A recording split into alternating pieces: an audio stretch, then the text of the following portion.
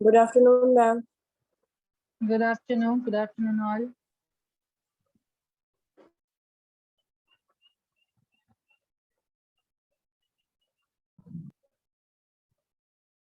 थोड़ा रिकैप करवाइए, हम लोग लास्ट क्लास में कहाँ थे?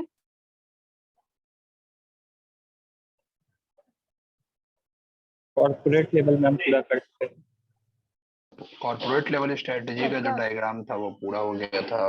कॉर्पोरेट रिस्ट्रक्चरिंग पढ़ना था। हाँ, तो उधर से कहीं कोई प्रॉब्लम? कॉर्पोरेट लेवल पूरा देख लिए थे, सबको नोट्स तो मैंने सेंड कर दिया था।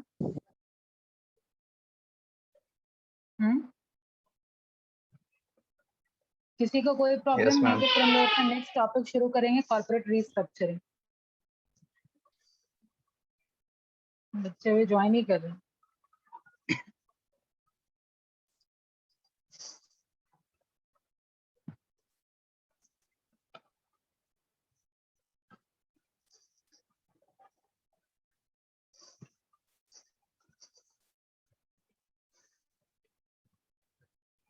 दो मिनट रुक जाइए, सब लोग ज्वाइन कर रहे हैं।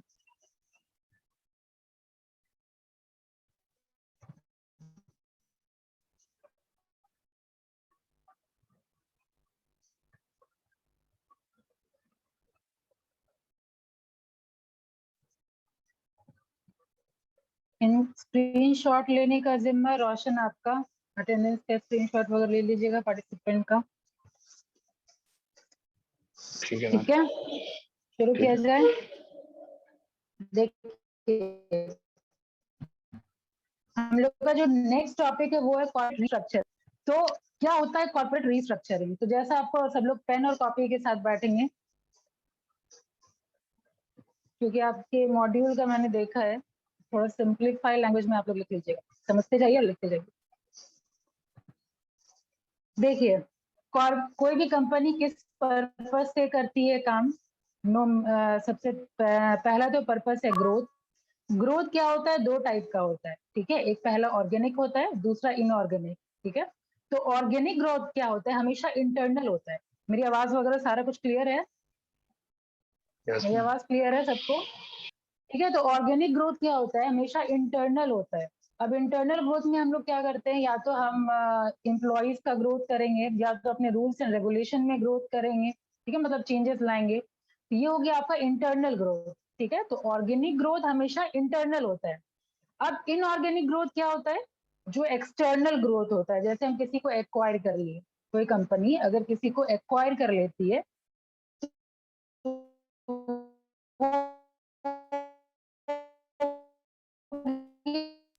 मैम आपका आवाज नहीं आ रहा मैम। रोशन अटेंडेंस लेने टाइम एक बार बोल देना, ठीक है? ठीक है भाई।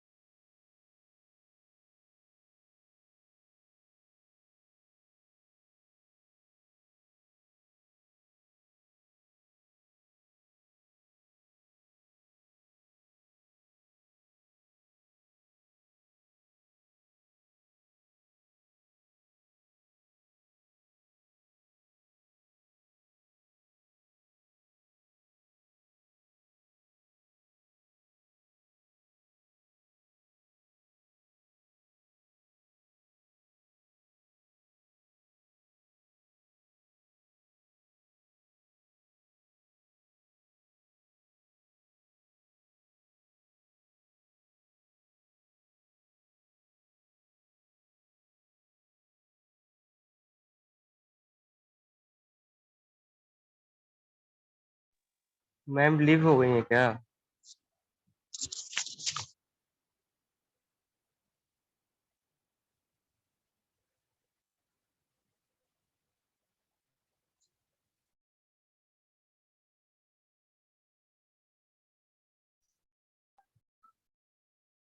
आवाज आ रही है मेरी? Yes ma'am. Yes ma'am. कहाँ तक सुने थे आप लोग? बस वही कि इनऑर्गेनिक एक्सटर्नल होता है, ऑर्गेनिक इंटरनल होता है।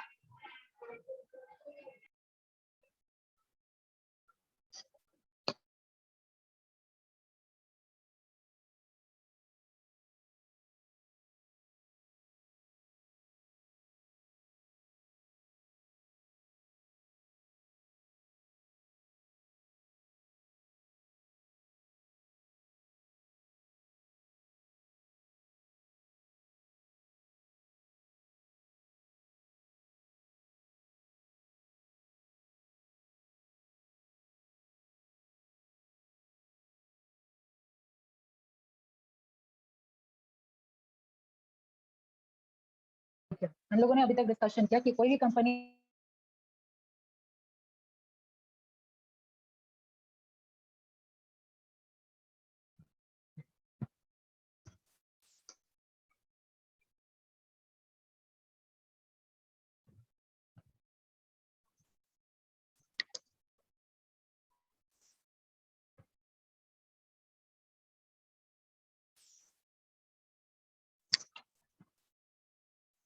कंफर्म करिए आवाज आ रही है तो नेटवर्क कभी आ रहा है कभी जा रहा है यहाँ पे। बहुत कट रही है आपकी आवाज मैम।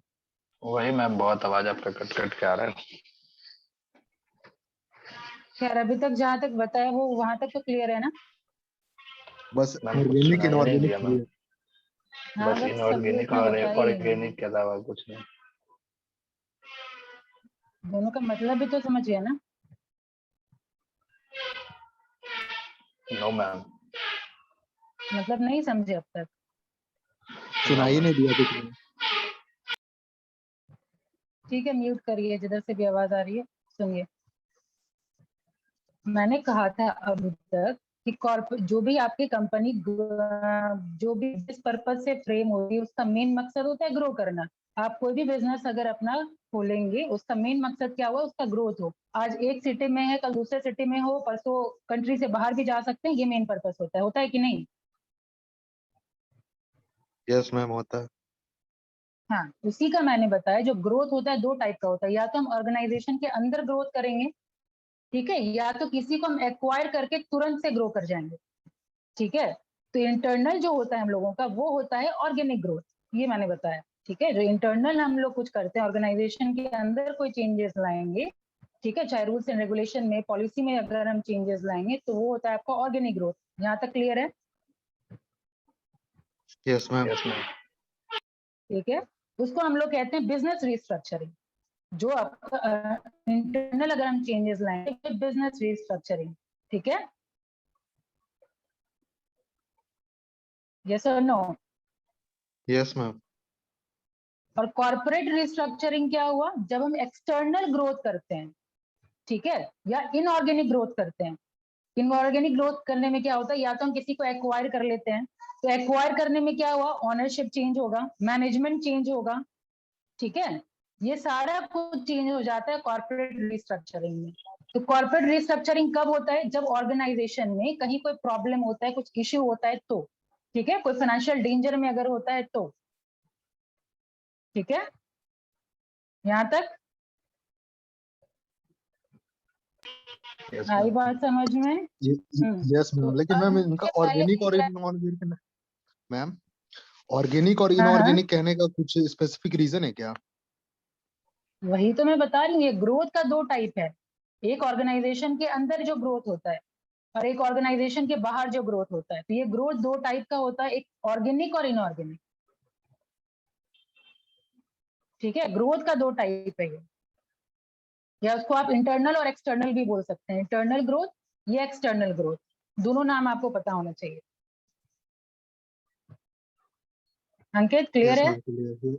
यस मैम क्लियर है। ठीक है, तो इसमें एक लाइन आप इंट्रोडक्टिव स्टेटमेंट लिखिए कॉर्पोरेट रीस्ट्रक्चरिंग के बारे में। और कब होगा, जब ऑर्गेनाइजेशन को प्रॉब्लम होता है, फाइनेंशियल डेंजर होता है, तभी हम लोग कॉर्पोरेट रीस्ट्रक्चरिंग करते हैं। देखिए कोई भी चीज का रीस्ट्रक्चर कब किया जाता है, जब प्रेजेंट स्ट्रक्चर सेटिस्फैक्टरी नहीं है तभी ना, है ना।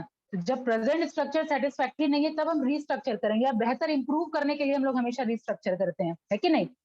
तो रीस्ट्रक्चर बोलिए, रीऑर्गेनाइजेशन बोलिए, रीडिजाइनिंग बोलिए। बात आ रही है समझ में? Yes ma'am. ठीक है, तो अब लिखिए, corporate restructuring is an action, corporate restructuring is an action taken by the corporate entity, taken by the corporate entity to modify its capital structure, ma'am आपका to आवाज modify। इससे पहले वाला क्लास तो ठीक ठाक चला भाई, मैं चेक करूंगी किधर। अभी आवाज क्लियर है ना? यस मैम क्लियर है। यस मैम क्लियर है। मैंने बताया corporate restructuring is an action taken by the corporate entity. ये एक ऐसा एक्शन है जो कॉर्पोरेट एंटिटी लेती है, किस लिए? To modify its capital structure, to modify its capital structure और इट्स ऑपरेशंस सिग्निफिकेंटली, और its operations significantly.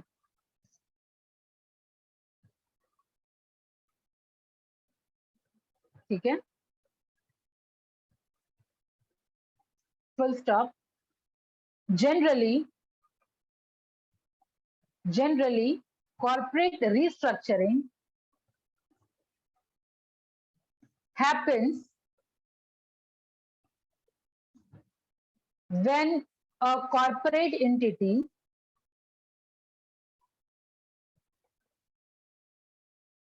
is experiencing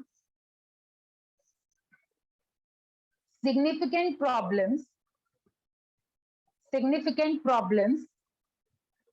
and is in financial danger,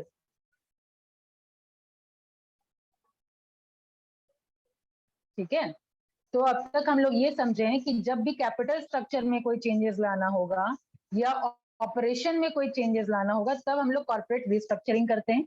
इसके अलावा जो मैं एक्स्ट्रा पॉइंट बताते जा रही हूँ वो आप ऐसे रफली बुलेट पॉइंट में लिखते जाइए। इसमें क्या हो रहा है? ओनरशिप चेंज हो रहा है, मैनेजमेंट चेंज हो रहा है, ठीक है। ग्रोथ दो टाइप का, वो भी लिख लीजिएगा, organic growth, inorganic growth. Organic growth जो होता है वो आपका इंटरनल होता है, ठीक है। लिखते चले जा रहे हैं, रफली बुलेट पॉइंट बना करके लिखते चले जाइए, ठीक है। आपके मॉड्यूल में ये नहीं मिलेगा, लेकिन हाँ ये सब पता होना चाहिए आप लोगों को। मैम रिपीट कर दीजिएगा ठीक है। थोड़ा ये वाला फीचर्स। दो टाइप का ग्रोथ मैंने बताया, ऑर्गेनिक, इनऑर्गेनिक, वो भी लिखिएगा अपने नोट्स में। ऑर्गेनिक हमेशा इंटरनल होता है, इससे ऑब्जेक्टिव क्वेश्चन बनता है, ठीक है। ऑर्गेनिक ग्रोथ हमेशा इंटरनल होता है, इसमें मैनेजमेंट वगैरह चेंज नहीं होगा, ओनरशिप चेंज नहीं होगा, ठीक है। ऑर्गेनिक ग्रोथ में ना मैनेजमेंट चेंज होता है, ना ओनरशिप चेंज होता है, ना फिर बिजनेस मॉडल चेंज होता है, कुछ भी चेंज नहीं होता। बस ऑर्गेनाइजेशन के अंदर हम लोग कुछ ना कुछ मॉडिफिकेशन लाते हैं, ठीक है। अंदर मॉडिफिकेशन कैसे लाएंगे? हम अपना पॉलिसी चेंज करके मॉडिफिकेशन लाएंगे, ठीक है, या फिर एम्प्लॉयज में चेंजेस ला करके करेंगे। जो भी कुछ भी इंटरनल जो भी आता है आपका, चाहे आप प्रोडक्ट में कुछ मॉडिफिकेशन करेंगे, ठीक है। तो ये सब हम लोग इंटरनली कर रहे हैं। और दूसरा जो ग्रोथ होता है इनऑर्गेनिक ग्रोथ, वो आपका होता है एक्सटर्नल, ठीक है। अब जैसे मान लीजिए टाटा एक्वायर कर लिया आपका क्या, लैंड रोवर, जैगुआर, ये सब क्या है? एक्सटर्नल ग्रोथ है, ठीक है। अचानक से किसी को एक्वायर करके हम बड़े बन गए। तो इंटरनल जो ग्रोथ होता है वो थोड़ा स्लो प्रोसेस होता है, और ये जो एक्सटर्नल प्रोसेस होता है, किसी को अगर हम एक्वायर कर लेते हैं तो वो हम तुरंत से अमीर हो जाते हैं, ठीक है। तो ये हो गया एक्सटर्नल में, क्या हो गया? तुरंत से मेरा प्रमोशन हो गया, तुरंत से हम लोग ज्यादा अमीर हो गए, ठीक है, ज्यादा प्रॉफिट कमाना शुरू कर दिया, ज्यादा ग्रोथ होना शुरू हो गया, ठीक है। ये हो गया आपका इनऑर्गेनिक, ये भी अपने नोट्स में इंक्लूड कर लीजिएगा। और कुछ इंपॉर्टेंट पॉइंट अभी तक मैंने बताया हो, जो चेंज होता है वो भी आप इंक्लूड करेंगे नोट्स में। ऑर्गेनिक में कुछ चेंज नहीं होगा, ना मैनेजमेंट चेंज होगा, ना ओनरशिप चेंज होगा, ठीक है। लेकिन यहाँ पे आपका इनऑर्गेनिक ग्रोथ में आपका मैनेजमेंट भी चेंज होगा, ओनरशिप भी चेंज होगा। और मैम ये चेंजेस ठीक तब है, होता है जब फाइनेंशियल इशू क्रिएट हो जाता है। हाँ, जब फाइनेंशियल, ये तो आपको लिखवाई चुकी है ना, ये जो फाइनेंशियल फाइनेंशियल डेंजर इशू हो या होगा, फिर financial- present structure not satisfactory. हाँ, ठीक है। तो ये सारा होता है तब हम लोग कॉर्पोरेट रिस्ट्रक्चरिंग करते हैं। I hope introductive part clear है। तो अब हम आगे बढ़ेंगे। एग्जाम्पल आप लिख सकते हैं इनऑर्गेनिक ग्रोथ में, जैसे और हाँ, ऑर्गेनिक में आप बिजनेस स्ट्रक्चर लिखेंगे। ऑर्गेनिक ग्रोथ अगर हम करते हैं तो उसको कहते हैं बिजनेस रिस्ट्रक्चरिंग, और इनऑर्गेनिक ग्रोथ अगर हम करते हैं उसको कहते हैं कॉर्पोरेट रिस्ट्रक्चरिंग। ये भी लिख लिए, हो गया। Yes yes ma'am.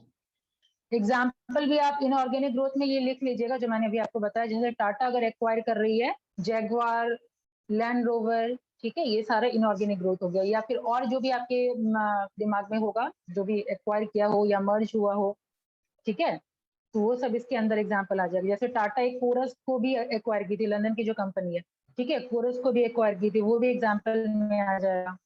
फाइन। अब आगे लिखिए, यहाँ तक अगर हो गया हो तो फिर आगे बढ़िए और लिखिए the process of corporate restructuring, the process of corporate restructuring is considered very important, is considered very important to eliminate all the financial crisis, to eliminate all the financial crisis and enhance the company's performance, and enhance the company's performance. Full stop. The management of concerned corporate entity, the management of concerned corporate entity facing the financial crunches, facing the financial crunches, hires, H-I-R-E-S, hires a financial and legal expert, financial and legal expert for advisory and assistance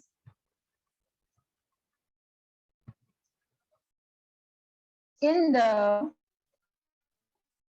negotiation and transaction deals, and transaction deals.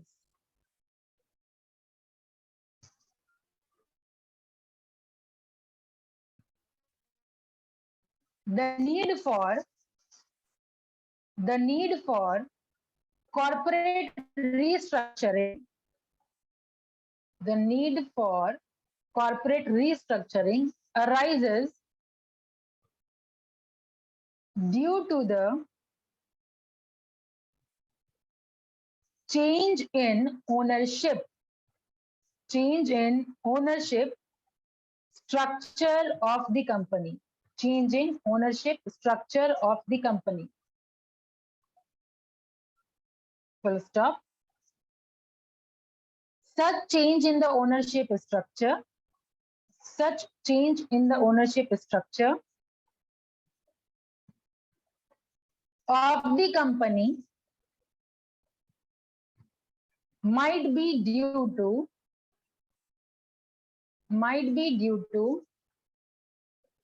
takeover,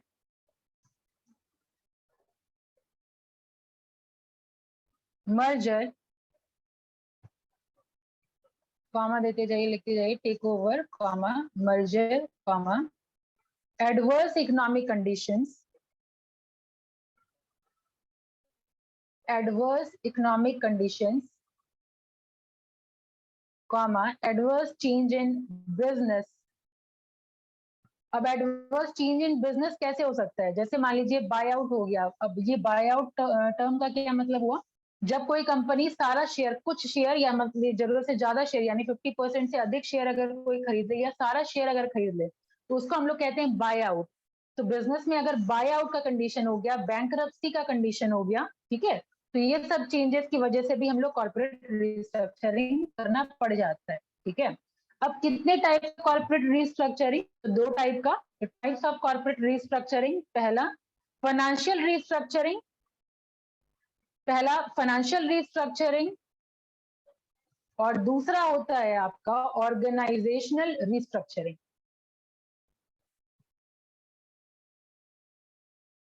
दो type का corporate restructuring, पहला हम लोग करते हैं financial restructuring, दूसरा होता है आपका ऑर्गेनाइजेशनल रिस्ट्रक्चरिंग। ठीक है, तो फाइनेंशियल रिस्ट्रक्चरिंग कब होगा? जब किसी भी तरीके से फाइनेंशियल कुछ भी हम लोग को घात पहुंचे, जैसे मान लीजिए हम लोग का ओवरऑल सेल अगर रिड्यूस हो गया हो, कम हो गया हो, इकोनॉमिक कंडीशन अगर खराब हो गया हो, ठीक है, तो ये सारे कंडीशन में हो जाता है आपका फाइनेंशियल रिस्ट्रक्चरिंग। तो फाइनेंशियल रिस्ट्रक्चरिंग के अंदर आप लोग लिखिए this type of restructuring, this type of restructuring may take place due to a severe fall, severe fall.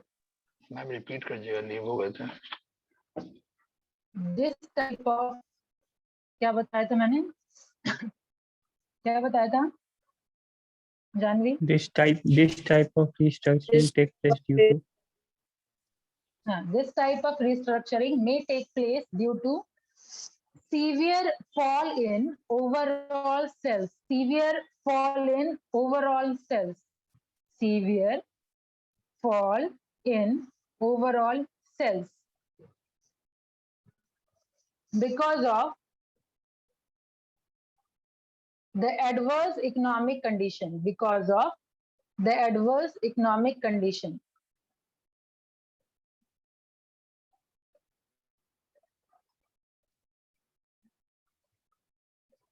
Full stop के बाद लिखिएगा, all this is done to sustain the market. All this is done to sustain the market and profitability of the company. ठीक है?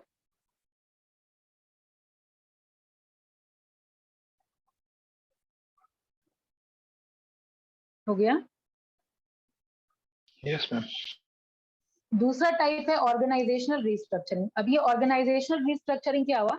अगर हम organisation के structure में changes अगर ला रहे हैं, कैसे लाएंगे? या तो हम वो लेवल हायरार्की जो होता है ऑर्गेनाइजेशन का, सीईओ, मैनेजिंग डायरेक्टर, आपका एग्जीक्यूटिव, जो भी आपका हायरार्की होता है, उस हायरार्की को अगर हम किसी तरीके से रिड्यूस करते हैं, ठीक है, एम्प्लॉइज को किसी तरीके से डाउन साइज करते हैं, तो ये सब हो जाता है आपका ऑर्गेनाइजेशनल रिस्ट्रक्चरिंग के अंदर। ठीक है, ये लिख लीजिए, ऑर्गेनाइजेशन रिस्ट्रक्चरिंग क्या हुआ? The organizational restructuring implies a change in organizational structure of the company. Organizational structure of the company. अभी organizational structure को further आप ये कर सकते हैं ज़्यादा better explanation के लिए, such as reducing its level of the hierarchy. Reducing its level of the hierarchy. या फिर एचआरएम में जो हम लोग जॉब पोजीशन वगैरह पढ़े थे, redesigning of job position last semester में, तो वो भी आप लिख सकते हैं, redesigning of the job position, वो भी ऑर्गेनाइजेशनल स्ट्रक्चर में आ जाएगा आपका। Redesigning the job position, redesigning the job position, comma, downsizing the employees, downsizing the employees such as, या डाउनसाइजिंग, या फिर और लिख सकते हैं चेंजिंग द रिपोर्टिंग रिलेशनशिप, ये भी कर सकते हैं, चेंजिंग द रिपोर्टिंग रिलेशनशिप। ठीक है, अब चेंजिंग द रिपोर्टिंग रिलेशनशिप कहने का क्या मतलब है? जो हमारे इमीडिएट सुपरवाइजर हैं, जैसे बैंक वगैरह में होता है, हम जोनल को नहीं करके हम लोग डायरेक्ट, मान लीजिए इससे ऊपर वाले एरिया मैनेजर को अगर हम लोग कर रहे हैं, एरिया से ऊपर होता है जोनल, ठीक है, तो हम डायरेक्ट जोनल को हम रिपोर्ट कर रहे हैं, ब्रांच मैनेजर को भी हम रिपोर्ट नहीं कर रहे हैं, डायरेक्ट जोनल को अगर हम रिपोर्ट कर रहे हैं, तो वो हो गया आपका रिपोर्टिंग रिलेशनशिप में चेंजेस लाना। ठीक है, तो ये भी आपका आ जाएगा ऑर्गेनाइजेशनल रिस्ट्रक्चरिंग में। ठीक है, क्लियर? आगे लिखिए फुल स्टॉप के बाद, this type of restructuring, this type of restructuring is done to cut down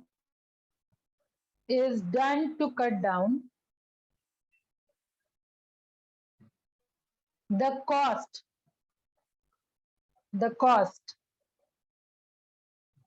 and to pay off the outstanding debt, and to pay out the outstanding debts, to continue with the business operations in some manner. Business operation in some manner. This type of restructuring is done to cut down the cost ठीक है, या फिर जो आप समझें वो आप अपने वर्ड्स में भी लिख सकते हैं कि ये हम लोग कॉस्ट को कट डाउन करने के लिए करते हैं, या फिर आउटस्टैंडिंग डेट वगैरह जो होता है उसको हम पे ऑफ करने के लिए करते हैं। ठीक है, वही मैंने लिखवाया अभी। ठीक है, जिसको आवाज नहीं गई वो अपने वर्ड्स में लिख सकते हैं। This type of restructuring is done to cut down the cost and to pay off the outstanding debts to continue with the business operation in some manner. ठीक है, अब इतना समझने के बाद, कॉर्पोरेट रीस्ट्रक्चरिंग को समझने के बाद, उसके टाइप्स को समझने के बाद, क्या अब हम ये बता सकते हैं कि क्या रीजन हो सकता है कॉर्पोरेट रीस्ट्रक्चरिंग का? कुणाल,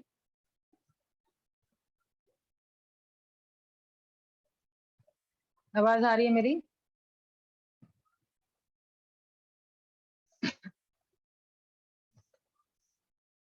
नहीं आ रही आवाज? नमन,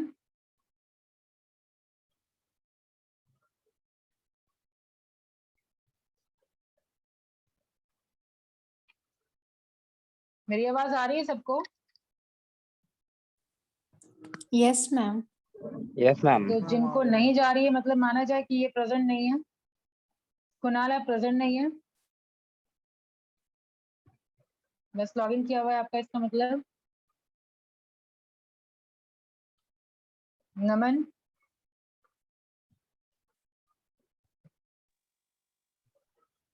अखिल,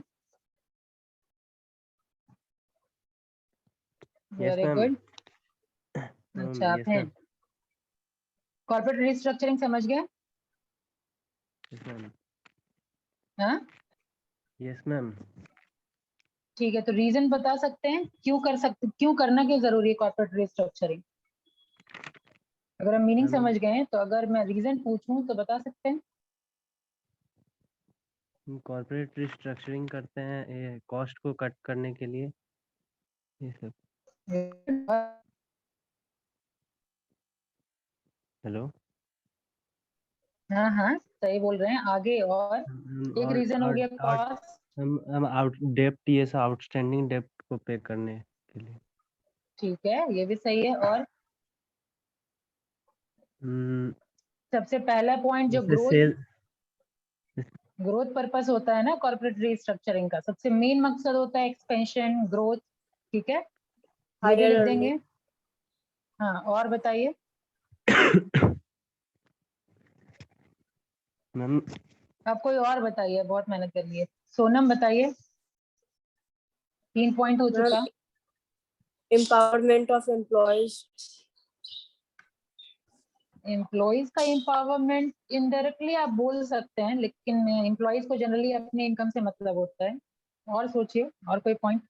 वर्षा, मैम जो प्रीवियस डाउनफॉल हुआ इकोनॉमिक क्राइसिस के कारण, उसके कैम आउट होने के लिए, उससे उभरने के लिए। हाँ ये भी कर सकते हैं, लेकिन ये भी आप लोग को जानना जरूरी है कि जो भी हम लोग ग्रोथ करते हैं, या फिर कोई न्यू हमेशा स्ट्रेटेजी ला रहे हैं मैम उसको सपोर्ट करने के लिए। न्यू स्ट्रैटेजी के लिए। ठीक है, ये भी एक रीजन हो सकता है। और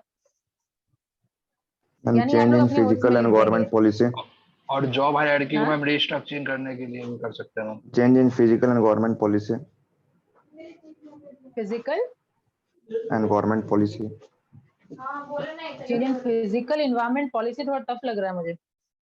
फिजिकल एंड गवर्नमेंट पॉलिसी नहीं, जैसे उसको एक्सप्लेन करिए। मतलब मैम गवर्नमेंट का जो पॉलिसी एंड नॉर्म्स आते हैं मैम हर साल बजट में, तो मैम उस हिसाब से कॉर्पोरेट को अपने रूल्स एंड रेगुलेशन में चेंज करके मैम स्ट्रक्चर में चेंज करना पड़ता है उसको इम्प्लीमेंट करने के लिए। उतना सेटिस्फैक्टरी नहीं है। रूल्स एंड रेगुलेशन में अगर काम होगा तो या तो बिजनेस रहेगा या तो बिजनेस नहीं रहेगा, है ना? अगर कुछ गवर्नमेंट के पॉलिसीज वगैरह में कुछ चेंजेस आएगा तो उसके अकॉर्डिंग या तो बिजनेस रहेगा या तो नहीं रहेगा, है ना? और कोई सेटिस्फैक्टरी रीजन, हालांकि इतना आप लिख सकते हैं। और पॉइंट है जैसे मैम आप अपना incapability share of top level. Share holder के वैल्यू को इंक्रीज करने के लिए शेयर होल्डर का वैल्यू इससे इंक्रीज होगा।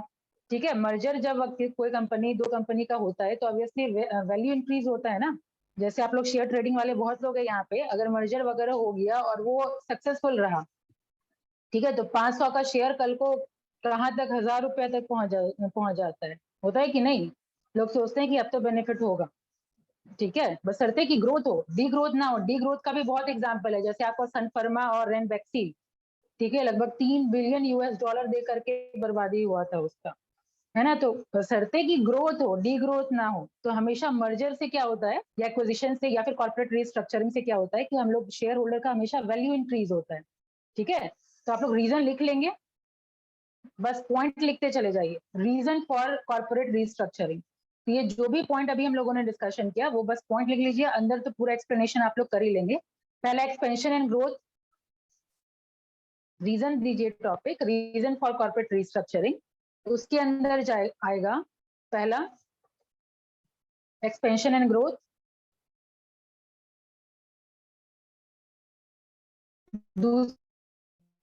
कैश कहने का मतलब है, मान लीजिए कोई डिवीजन अच्छा परफॉर्म नहीं कर रहा है, तो अगर हम उसको सेल ऑफ कर दिए, ठीक है, तो या तो उससे कैश तो आ रहा है ना, अगर हम सेल भी कर रहे हैं तो कैश आ रहा है, एक्विजिशन कर रहे हैं तो भी कैश आ रहा है ना। उसका जो प्रॉफिट है, हमारा जो प्रॉफिट है, बल्कि ज्यादा प्रॉफिट कर रहे हैं हम लोग, सिनर्जी इफेक्ट आ रहा है। सिनर्जी इफेक्ट हम लोगों ने पहले भी क्लास में डिस्कशन किया था, जैसे हमारे पास टेक्नोलॉजी है, ठीक है, दूसरी कंपनी के पास फाइनेंस है, तो दोनों मिलके बहुत अच्छा काम करेंगे, ठीक है, कयामत ला सकते हैं हम लोग मार्केट में। ये सब क्या चीज है, सिनर्जी इफेक्ट है, तो ये भी लिख सकते हैं आप लोग, सिनर्जी इफेक्ट एक और पॉइंट हो जाएगा। या फिर कॉर्पोरेट यानी तो कॉम्पिटिटिव एडवांटेज बढ़ाने के लिए, ठीक है, ये भी पॉइंट लिख लीजिए। क्वालिटी मैनेजमेंट भी हो सकता है। क्वालिटी मैनेजमेंट भी हो सकता है, सही है, हो गया। सारे पॉइंट्स लिख लीजिए, 2-2 लाइन बस छोड़ दीजिए, सफिशिएंट है, 2 लाइन में बस एक्सप्लेन कर लीजिएगा। तो टैक्स एडवांटेज भी हो सकता है, टैक्स एडवांटेज भी उठाया जा सकता है कॉर्पोरेट रीस्ट्रक्चरिंग के लिए। अगर मान लीजिए कोई प्रॉफिट मेकिंग कंपनी है, अगर लॉस मेकिंग कंपनी को एक्वायर कर लेती है, तो जो प्रॉफिट वो कमा रही है, तो पता है ना कि कैरी फॉरवर्ड हो जाता है, तो उतना जितना टैक्स लगता है उतना टैक्स नहीं लगेगा, क्योंकि हम तो लॉस को रिकवर करने में फिर वो पैसा लगा रहे हैं ना, है ना, तो टैक्स में बचत हो जाता है, तो टैक्स सेविंग भी एक पर्पस हो जाता है कॉर्पोरेट रीस्ट्रक्चरिंग का, ठीक है। मार्केट शेयर इंक्रीज हो जाएगा, सब पॉइंट लिखते जाए ना। कितना पॉइंट हो गया?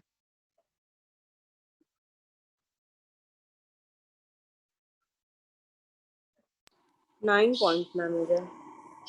9.10 होना चाहिए कम से कम। एक और कॉम्पिटिटिव एडवांटेज लिख लिए, यस मैम।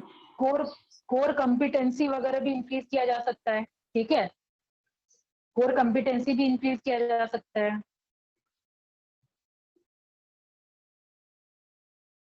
हो गया, 10 पॉइंट सफिशिएंट है। या फिर ग्लोबल कॉम्पिटिटर भी बन सकते हैं।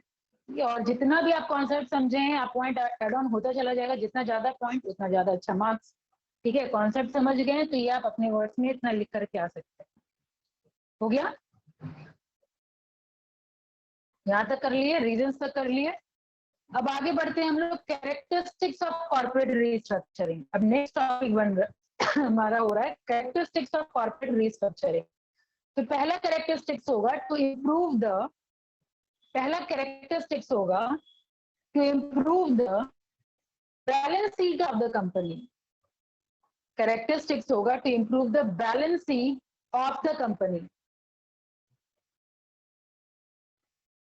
ठीक है। अब इसका क्या मतलब हुआ, बैलेंस शीट कैसे इंप्रूव हुआ? जैसे मान लीजिए कोई एक डिवीजन अगर हमको प्रॉफिट नहीं दे रहा है, ठीक है, तो उसको हम डिस्पोज कर रहे हैं, ठीक है। जैसे मान लीजिए कोर बिजनेस किसी कंपनी का कुछ है, मान लीजिए टाटा का कोर बिजनेस है मोटर वगैरह, ठीक है, तो हम अपने कोर बिजनेस पे फोकस करेंगे, और जो कोर बिजनेस नहीं है उसको हम डिस्पोज कर देंगे, ठीक है। इस तरीके से हमारा बैलेंस शीट जो है इंप्रूव हो जाएगा। ब्रैकेट में आप लिख सकते हैं by disposing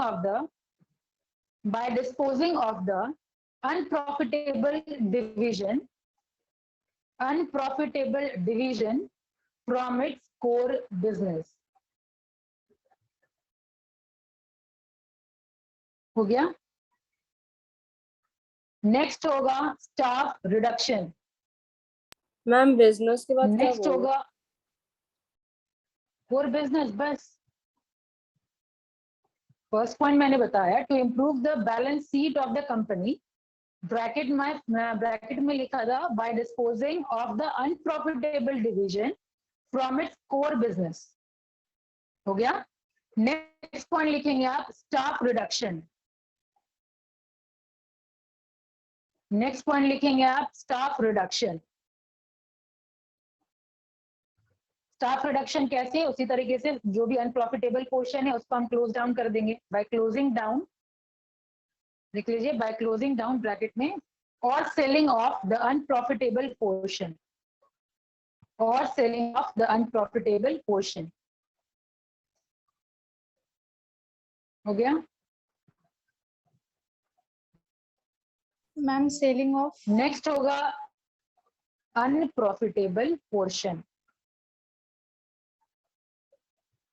then changes in corporate management, changes in corporate management,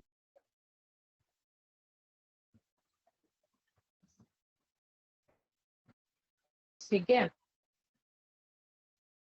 changes in corporate management। आगे लिखेंगे next point disposing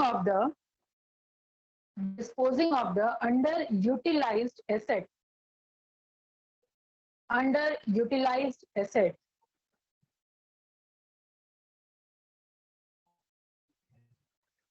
underutilized asset, outsourcing its next point है outsourcing its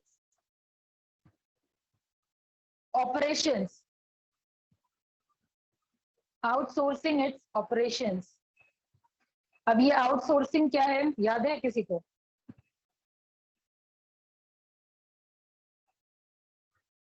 आउटसोर्सिंग किसी को याद है या भूल गए? आईटी कंपनी के द्वारा यूज किया जाता है बाहर एम्प्लॉय को। ऐसे हाँ, आईटी कंपनी क्वेश्चन में था आपके कि हाँ जनरली यूज्ड बाय, लेकिन कॉन्ट्रैक्ट बेसिस पे मैं बाहर से काम आईटी करवाता हूँ। कंपनी ऐसा नहीं है। हाँ बिल्कुल सही, हम बाहर से काम करवाते हैं कॉस्ट रिडक्शन के लिए। हम लोग क्या करते हैं, कुछ काम अपना किसी और से करवाते हैं, ठीक है, खुद नहीं करके किसी और से करवा रहे हैं। तो ये एक हो जाएगा आपका पॉइंट कैरेक्टरिस्टिक्स में कि outsourcing its operation such as technical support, outsourcing its operation such as technical support and payroll management